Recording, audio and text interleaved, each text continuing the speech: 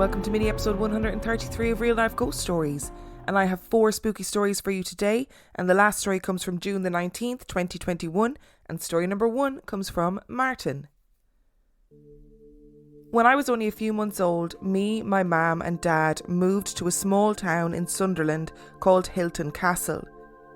I've done my research on the area, and some parts date back to the 10th century.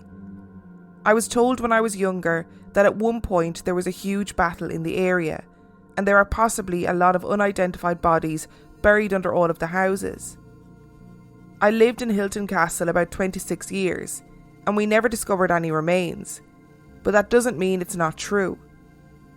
I've had countless experiences in my childhood home, but these are the ones that stand out for me. My experiences began from a young age. Now, this is a story I can't personally recall, but I've been told this countless times by my mum. When I was only a year old, maybe 2, I spent the majority of time in and out of hospital with a variety of illnesses, from tonsillitis to stomach problems. I was always unwell. My mum could never understand why I couldn't just be a healthy child. Then one day my uncle came over. This is an uncle who was known in the local area as a medium and often spoke about his experiences. My uncle came over and told my mum that there was a small boy that had latched himself to me and was using my life force or life essence, whatever you want to call it, to regenerate himself as he had died a horrible death. At first my mum didn't believe him. He then explained that the young boy had been attacked by 2 dogs and had died. After speaking to some of her neighbours, she found the story to be true. My mum still believed that maybe he just heard the story and was making things up. One day there was only myself and my mum in the house. My bedroom was right above the sitting room and I was in bed with gates on the side. My mum said she had put me down for my midday nap and was sat in the sitting room. She then heard me running around the bedroom. She would shout up for me to go to sleep, but the footsteps continued. She went to my room to find me still in my bed, but stood up, pointing to the empty space in the centre of the room, saying, "Baba." My mum told me I was able to climb out of bed, but I was unable to get back in as the gate was too high. To this day, she still cannot explain the footsteps. My other experiences happened later in my life, mainly in my teenage years. When I was around 13 or 14 years old, my mum had become a nurse and regularly came and woke me up for school. One morning my mum came into my room and woke me. I rolled over and due to the bunk bed I shared with my brother, I could only make out the middle of my mum's torso. Her uniform was bright white. She said, "Time to get up, come on." I grunted and rolled over. Again she woke me and I rolled to face her. Again she stood in front of me, and only able to see the middle of her torso, I could see her bright white nurse's uniform. Again she said, "Come on, get up."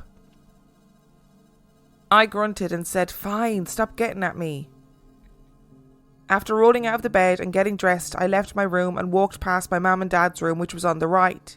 Her door was open, and I could see her sat on the bed in her PJs. I thought nothing of this and went downstairs for breakfast. My mum later came down in her uniform, and this time it was a dark blue colour. Confused, I asked my mum, "Why did you get dressed in your white uniform, wake me, and then get changed into your blue one?" My mum said, "Martin, I don't have a white uniform, and the last time they had them for nurses was around World War II. We never really spoke about it after, but it always creeped me out. A few years later, a number of things began happening a lot more. Our dog had just had pups, and my family had gone away on a holiday, leaving me to house sit and puppy sit. One night I was sat in my room on the edge of my bed and was suddenly pushed onto the floor. I just sat there dazed and then slowly left the room. A couple of nights later I was sat in the sitting room and saw a weird mist move past the TV and head into the kitchen. At first I thought it must have been my eyes or a glare from the TV or something like that. Suddenly I heard a noise from the kitchen. I recognised the noise straight away and froze. This was because the noise was coming from the hands-free soap dispenser in the kitchen. For this to work, someone has to put their hand under it to let the soap out. I tried to ignore this but heard the sound again.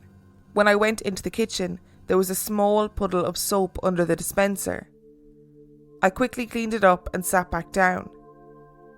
5 minutes later it happened again, and again there was soap, and again I cleaned it up. But this time I took out the soap compartment.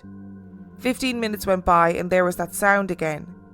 I quickly ran into the kitchen and could see the light flashing on the soap dispenser that signalled there was a hand under it. I pulled the batteries out and went to bed. The house was quiet for a few days until one night, in the early hours of the morning, I was awoken by a woman saying, "The pups are out." I ignored it at first, but as I drifted off I heard the woman's voice again, this time saying my name. "Martin, the pups are out." Just for the hell of it, I went downstairs to check, and sure enough the pups had broken free from their area in the kitchen and were roaming around everywhere downstairs. I quickly popped the pups back and made a slight acknowledgement to this woman and said, "Thanks for the help." Nothing happened for a few years, not until I was around 23 years old. I was sat on my bed listening to music on my headphones and began to drift off. Suddenly I heard a horrifying scream that sounded almost animalistic. I bolted upright and pulled the headphones from my head and caught my breath. Now at first I thought it was part of the song, but I swear down I looked at all the songs that had played in the last hour and not one had anything that sounded even similar to what I heard. After that, not much seemed to happen, or maybe I just became desensitized to it all. When speaking to my family about this, they all had stories of their own about the house, but none were like what I went through. Once I moved into my own house, I never experienced anything at all, not even a random knock. This story is a total aside, but the opening of Martin's story reminded me of it when he was talking about how the area that he moved to used to be a battleground, or was a battleground, and there was like legends of bodies being buried underneath it. A couple of years ago, I was working in a place and this person didn't come to school for a couple of days. Anyway, when they came back, it turned out they had been doing some renovations on their house and they had found skeletons underneath their porch. Like something from a film, they found skeletons underneath their porch, and obviously they had to call the police, get the police in, and it was determined that the skeletons were ancient. But I've seen poltergeist. I know what I would do if I found human remains in my garden. I would pretend it never happened and I would not disturb them because I would not want the wrath of the undead because I disturbed their skeleton. Anyway, that's beside the point. It sounds like the ghosts living in your house, Martin, were actually very nice, aside from the life force thing. I mean, I get that, like, that's not cool. Wasn't cool that you ended up in hospital all the time because this little boy was draining all your life force. But Nurse Ghost seems to have been quite helpful, you know, waking up for school, waking up when the puppies were out, had a real eye for hygiene. Hygiene was obviously very important to this nurse, that they were washing their hands regularly. I'm into it. Everybody could do with a housemate like that. Today's episode is sponsored by HelloFresh. Now, look, I know I've been doing fun, silly ads for HelloFresh at the moment, but I thought I needed to do at least one ad where you could really get an idea of what HelloFresh is all about. Did you know that March is National Nutrition Month? And HelloFresh makes it easy to choose delicious dietitian-approved meals. Simply look for the Dietitian Win tag on their menu choices for meals with under 700 calories and with 1/3 less sodium. And those aren't the only options, so you can choose quick cook, you can choose that your box is family friendly, carb smart, protein rich, vegetarian, pork free. There are so many different options to choose from. HelloFresh sends you seasonal recipes that come with ingredients already pre-proportioned, so all you have to do is cook and enjoy. And I've said it before and I'll say it again, I'm not a good cook. It's not something that comes naturally to me, but let me tell you, when I'm getting HelloFresh, I feel like I'm Gordon Ramsay, you know? I'm taking pictures of every meal and I'm sending it into the group chat. To be honest, HelloFresh is one of those things that I'm always going to recommend, whether I'm advertising for them or not. It's quick, it's easy, it's great for people who maybe aren't very good cooks like me. It's cost effective and it also saves on a ton of waste. So go to hellofresh.com/real life ghost stories 60 and use the code real life ghost stories 60 for 60% off plus free shipping. That's hellofresh.com/real life ghost stories 60 and use the code real life ghost stories 60 for 60% off plus free shipping. Today's episode is sponsored by Hers. This time of year, all of the emphasis is always on organising your space. It's always on wellness. It's on spring cleaning. It's on fresh starts. But actually, the most important way to take care of yourself is to take care of your mental health, and you can do so at forhers.com. At forhers.com, you can get access to real medical providers who can prescribe trusted anxiety and depression medication if it is right for you. The process is 100% online, including unlimited check-ins, provider messaging and support along the way. Plus, to make things even simpler, you can get your first month of treatment for just $25 if prescribed. To get started, go to forhers.com/spring. That's forhers.com/spring. And I know for some people that getting access to proper mental health care can be a serious source of stress in and of itself. It also can be really difficult to talk to healthcare providers face to face about things like your sexual health, about things like hair loss, and about things like your mental health. That is why Hers makes it simple. Get started today at forhers.com/spring. That's forhers, forhers.com/spring. The offer is only available if prescribed. Prescription products require an online consultation with a healthcare provider who will determine if a prescription is appropriate. The subscription is required. Additional restrictions apply. See website for full details and important safety information. Welcome to BreezeLine, where you'll say, "Ta-ta, T-Mobile, our home internet is just plain better. More reliable and faster because we put internet first. If there's network congestion, we won't slow your internet down like T-Mobile does to help their cell customers." And right now, you can try out a true internet experience with BreezeLine's reliable and fast fiber-powered home internet. Find your perfect speed with prices starting at $19.99 a month for 24 months. Terms and conditions apply. Go to breezeline.com to learn more. And story number 2 comes from Ayushi. For a little context, in India you will find numerous ghost stories about spirits, devils, ghosts in the snow-covered mountains and forests, some local ghosts if you must, etc. India is a culturally rich place and is a hub of spirits, both good and bad. I'm a resident of Himachal Pradesh and my family and I follow the Hindu religion. I am a religious person and I'm extremely interested in the spiritual world, but I never went looking for trouble, afraid that I might invite something evil in and my mom would go bonkers. Some context about my grandmother. We weren't very close. In India, we do follow the joint family lifestyle, so I always lived with my grandpa, grandma, mom, dad and my younger brother in one house. In India, we do face gender inequality at home as well. It's not like my grandma didn't love me at all. She just loved my brother way more than she loved me, just because he was a boy and I was a girl. And I was supposed to just be married off to someone one day. We didn't gel well since the beginning, because I didn't take her shit and she didn't take any from me. I'd moved out of my house and was in college in Bangalore, when one night, unexpectedly, my brother gave me the news that our grandma had suffered a heart attack and had passed away. Even though I wasn't very fond of her, I was extremely sad and cried in my hostel because I couldn't even go back to my house to attend her last rites because my end of semester exams were going on. You see, there's an elaborate puja and customs that happen when someone is cremated in the family. It is believed in the Hindu tradition that the spirit of the deceased stays in the house and on the plane of earth for 14 days after the person has died, before the spirit is reborn into another body. I was extremely sad as I wanted to be with her out of respect and thank her for whatever she did for us. The next day, I got to know that another neighbour of ours, who was the same age as my grandmother, had passed away due to natural causes as well. I was in my hostel, studying, and went to bed saying sorry to my grandma for not being there with her back home. I had a dream that night which felt more real. I dreamt that I was back at home and walking towards my house. There was no one on the road.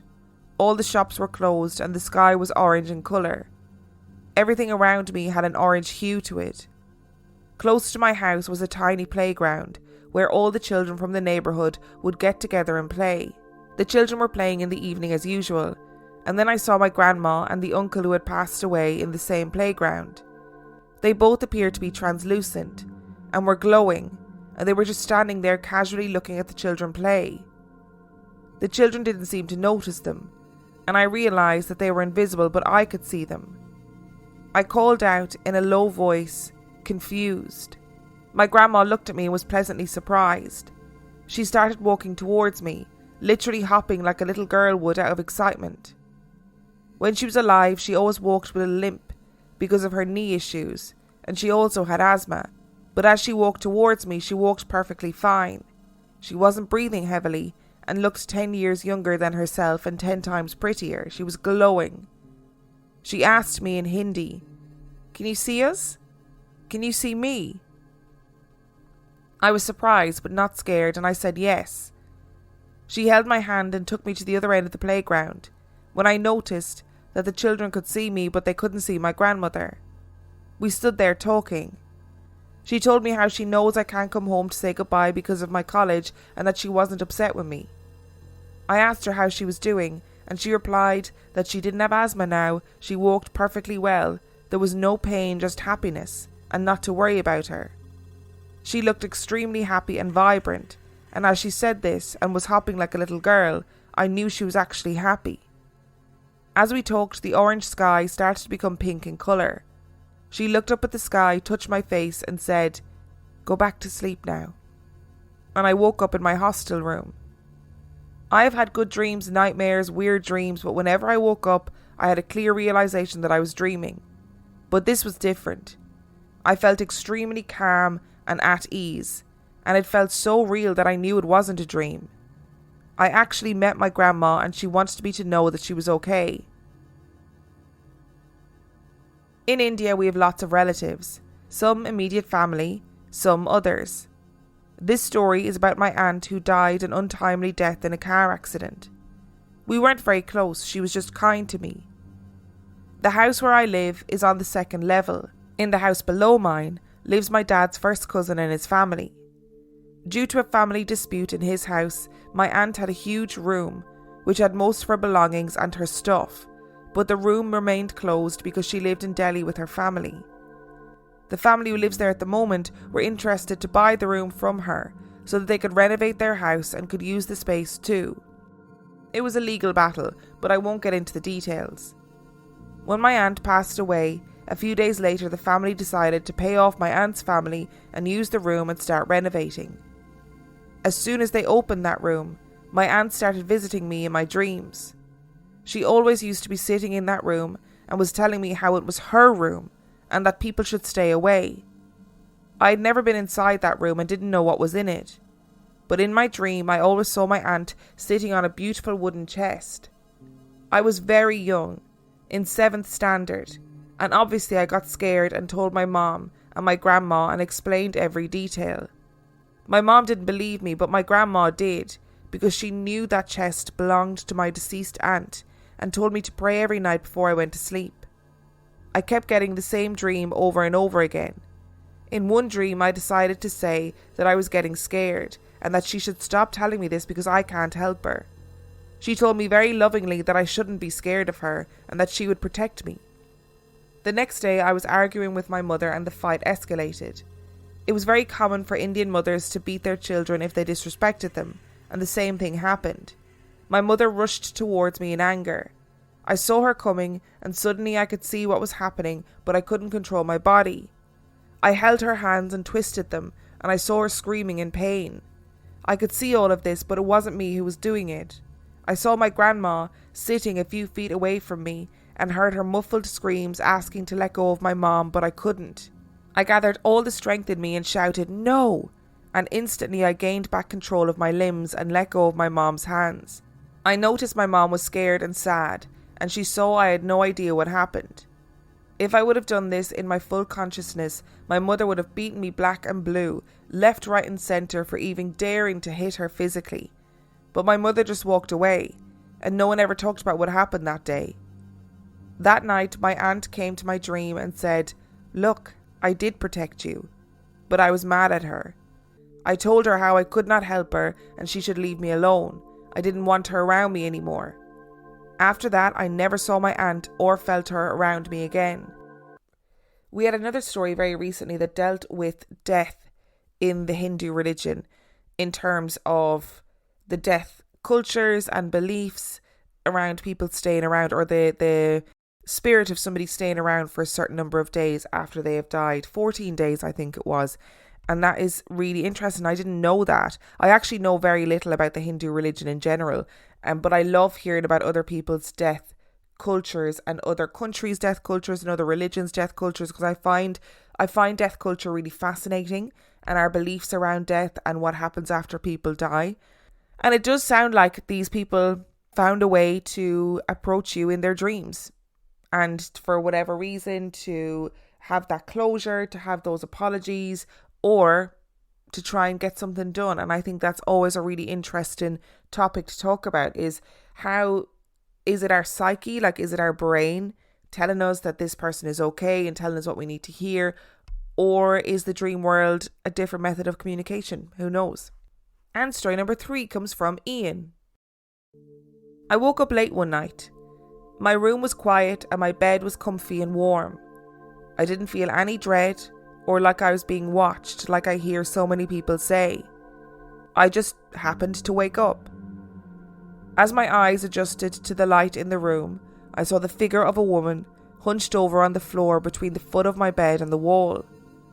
I couldn't make out her entire body, but she was wearing some sort of tank top that exposed her back, and she was facing away from me. She made no noise despite the fact she was retching and throwing up. Nothing was coming out though, and it looked quite painful. Her skin was deathly pale and saggy around her eyes, mouth, and on her thin frame. She had long, stringy black hair, but it was sparse, like most of it had fallen out. She didn't notice me until I sat up and gasped. With that, she knew I was there and we made eye contact. She had a tired and sad look on her face. She gave me that type of apologetic wave, as if to say, "Sorry, I'm fine. Don't bother getting up, I'll be done soon." After a few more silent retches, she vanished in the blink of an eye. I sat there in the quiet, stunned. Eventually, I crept over to the area where she was and felt my socks become damp when standing over the spot where the vomit would have fallen. I can't explain why I wasn't afraid. I only felt pity. I spent the next few hours in a haze. My mind was reading about what just happened. And I sat quietly until exhaustion took over me. I saw her once more, many weeks later, one evening, as I was walking down the hallway with the laundry basket past my room. I dropped the basket and shot back a few steps after only just catching a glimpse of her through the half-open door. There she was in the same spot doing the same retching. Again we made eye contact. She looked ashamed and apologetic. Then slowly, she reached over and closed the door the rest of the way. I stood shocked for a moment, then burst into the room and she was gone. Gone except for the damp spot on the carpet. It's been 10 years or so since. I still live in the same house and sleep in the same room, but I've never seen her again. What was going on there? That reminds me of the bit in The Sixth Sense. If you've seen The Sixth Sense, you'll know the bit I'm talking about. There is a particular ghost that Cole needs to help, and it's a young girl, and she appears to him vomiting all the time, and he's got a mystery that he needs to solve about her death, or some sort of justice that she needs to get, basically. I'm not going to go into the details in case anybody hasn't seen it, but I'm pretty sure everybody's seen that film at this point. Anyway, that's what it reminds me of. And there's a really horribly scary moment where he's in a tent and she appears in the tent, and that bit of the film freaked me out so much when I watched it as a teenager. And that's what it reminds me of. Like, there doesn't seem to be any threat from this woman. There doesn't seem to be any danger. She doesn't seem to be trying to get a message across. She's just there in this wretched state, clearly very ill, vomiting, looking for privacy, very apologetic about the fact that Ian has seen her. Oh, I just find it really sad. And story number 4 comes from Alexandra. This first story isn't super ghosty, but it's weird. In the house my parents built on top of an old farmhouse, I would come home from school and play on the computer. Or when I'd be lying in bed at night, I would get the feeling that I was being watched. And when I'd have the headset on playing my games, I would hear talking constantly like the TV was on. When I got up and checked, there'd be nothing, no TV, and I was home alone. Creepy, but not super ghosty. I always knew my grandmother's house was haunted. They lied to me when I was young, but when I was older they would tell me the stories, which consisted of the doors slamming on the first floor while all of the kids were in the basement, smoke smells, that kind of thing. Later on they found out there were African and Native American art hung up on the walls in the basement, and also that the main owner, who was a school teacher, passed away in the house, and her brother had taken his own life in what was my uncle's bedroom and now the dining room. One night my sister and I were upstairs spending the night at my grandparents'. I could hear them both snoring loudly from the first floor in their bedroom. My sister was passed out, and the train had just gone by and woke me up because it shakes the house when it passes. When it settled and left, I heard a sing-song voice from the kitchen, echoing, saying, "Children," really softly, and "sweet." When that happened, I said to myself, "Alright, it's time to sleep now," and I forced myself to sleep. My grandparents have a Yorkie who was sleeping up there with us, and she didn't react at all. It was just creepy. When I told my uncle, he was upset because he had never heard her talk before. He had just heard the walking and the doors. I worked at a nursing home for almost a year as a CNA on a night shift. It's obviously haunted with all the passing of the residents there. On the locked dementia unit, there was a resident who would scream out and talk and yell for help all night because she was confused, and the sleeping medication had the opposite effect. We couldn't deny them because they did help with the pain, but not the sleeping part. Another resident would be confused and get up at random times in the night thinking it was breakfast time, and so he'd get up and open his doors and then realise that it wasn't and go back to bed. There were around 25 patients, and each patient had their own room. So I was sitting there at around 2 a.m, with the only other person being a nurse. We kept hearing that one resident yell out, and we'd check on her and she would be fine and sitting down but yelling, or watching TV and yelling at the TV or the person she thought was in her room. Which, mind you, almost every resident on that unit saw someone or something, and who knows if it was a hallucination or if they were seeing a spirit. It's hard to tell sometimes. As she's screaming, I heard a door open, and so I went to check on the usual resident that opens his doors. He was passed out asleep. He wasn't able to get into his wheelchair and to the door fast enough for me to walk around the corner. I kept hearing the doors and the yelling. Each time I heard a door, I would hop up because almost all of the residents needed some kind of help or aid when walking.